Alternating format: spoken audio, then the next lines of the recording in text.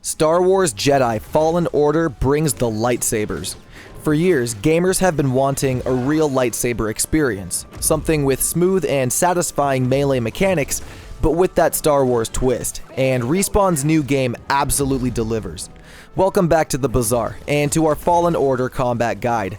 Today we're talking about the lightsaber combat system in Fallen Order, breaking it down and going over the basics of it, and running through some tips to help up your game. Before we get started, hit that like button and consider joining us by subscribing to the channel for more videos on both Fallen Order and Star Wars Battlefront 2. Jedi Fallen Order's combat system revolves almost entirely around the melee mechanics. Yes, this is Star Wars, and you get to use cool force powers when you fight, but the vast majority of the damage you will inflict will come from your lightsabers in some way. What makes Fallen Order's melee combat so great is that it does not favor button mashing. The combat system is very methodical. Every move you make needs to be deliberate and thought out. It's based on action and reaction, where, among many other things, you get to parry your opponent's attacks, deflect incoming blaster fire, and, when possible, break through your target's guard to attack their health. There's such a high level of freedom and creativity that you get to employ while fighting that it makes no two engagements ever the same. So now let's go over the basics of the lightsaber combat, and then we'll get into some tips to help win some of those tougher fights. The most important thing to keep in mind is your health, for obvious reasons. If that hits 0, you lose. Health does not recover by itself. The only way to heal during battle is to use BD1 stim packs. The second thing to consider is your block stamina. This is the bar that appears above your health in a fight. As long as you have stamina, you can maintain a block defense, but as soon as you run out, you will be staggered and left open to attack for a brief moment. You lose stamina by blocking attacks or by having your attacks parried.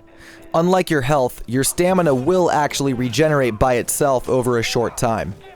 Now, when it comes to fighting with lightsabers, there are 3 main actions that go into it: attacking, blocking, and parrying. There is also dodging, which I'd classify more as movement.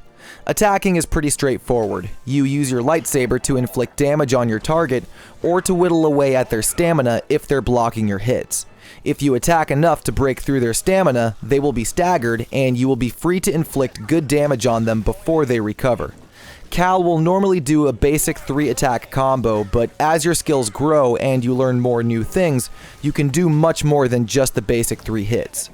Then there's blocking, which is how you protect your health. Blocking costs stamina, and depending on how heavy a hit you block, that is what determines how much stamina you lose. A block will protect you in a full 360-degree radius, but keep in mind that not all attacks can be blocked, and we'll get into that more in a bit.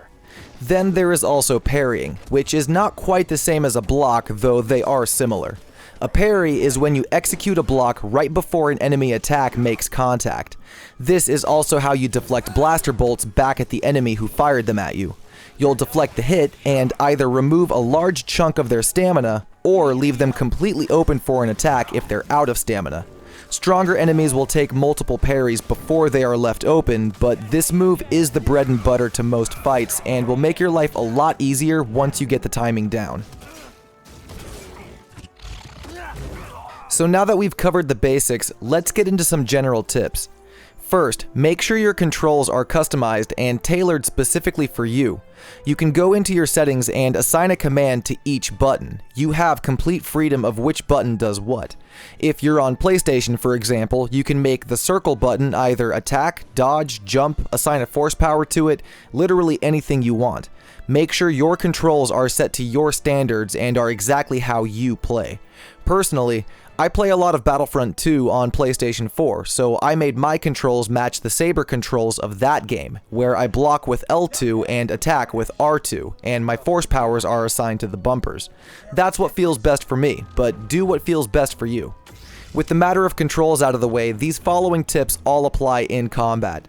Like I mentioned before, there are some attacks that cannot be blocked.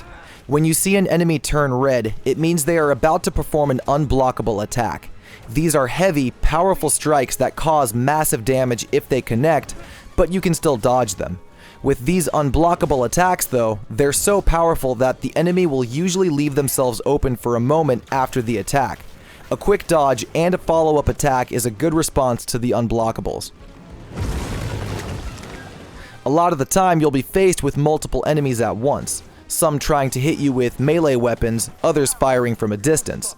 The best way to approach a situation like this is to take out the ones firing from a distance first, so that you can then safely focus on the close range enemies.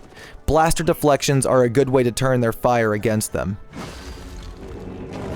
Skills from your skill tree will help you in battle as you progress through the game and unlock more skill points.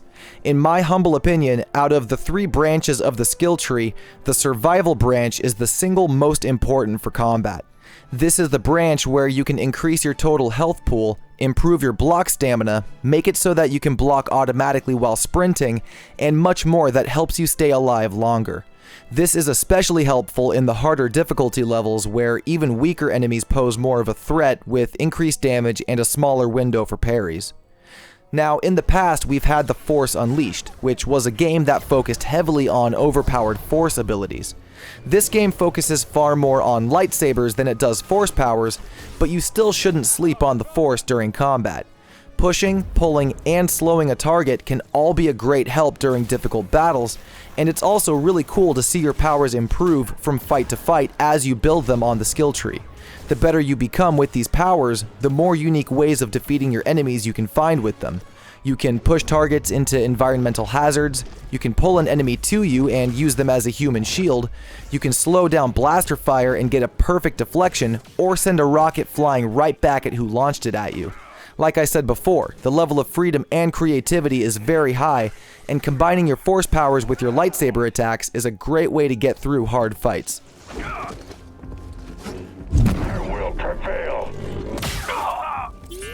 A few more small general tips. You want to always watch your opponent's moves closely. Look for the telegraph in their attack to know when to try to parry or dodge away. Also, while it's not exactly a combat tip, when you're exploring the different planets, always be on the lookout for a yellow chest which contains bonus stim packs for BD1, which lets him carry additionals. The more, the better, and they will make you feel more confident heading into battles. Before heading into combat, though, you always want to have a plan of attack. Don't just rush in lightsaber blazing. You want to stop and think for a moment exactly how you're going to take out each one of your targets. Have a few strategies and playstyles on standby for when you need them. A few good fallbacks are an offensive brawler style, where you maintain a lot of aggression, keeping pressure on their stamina and then blocking once you get parried. A highly defensive style, where you aim to land every single one of your parries and then finish them off with follow-up attacks. Or you can use the Force as a primary weapon by knocking enemies down and then following up with saber strikes. Mix it up and try new things, and that leads perfectly to the last tip I can give: just practice. This is a game that rewards skillful play, and it takes time and practice to gain skill. The window of time for parries has a learning curve all by itself, let alone the rest of what goes into combat. It's very thoughtful, and some bosses and enemies will give you trouble at certain points. Just keep practicing and trying new things and seeing what works best for you. My hat is truly off to Respawn for making such a great combat experience and a beautiful new addition to the always expanding lore of the Star Wars universe. This game puts the lightsaber in your hands and turns you into the Jedi. Besides awesome combat, this game also provides a rich and fulfilling story that is in fact part of the official canon. Cal exists in the same universe as Luke and Leia. And I don't know about you, but I think that's pretty cool. Awesome gameplay, awesome story. What more could you ask for in a Star Wars game? If you haven't picked up a copy of Fallen Order yet, I highly recommend it, as I've been having a blast the last 2 days. Fallen Order is available now for PlayStation 4, Xbox One, and PC. I hope you enjoyed this combat guide for the basics of lightsaber combat in Star Wars Jedi Fallen Order.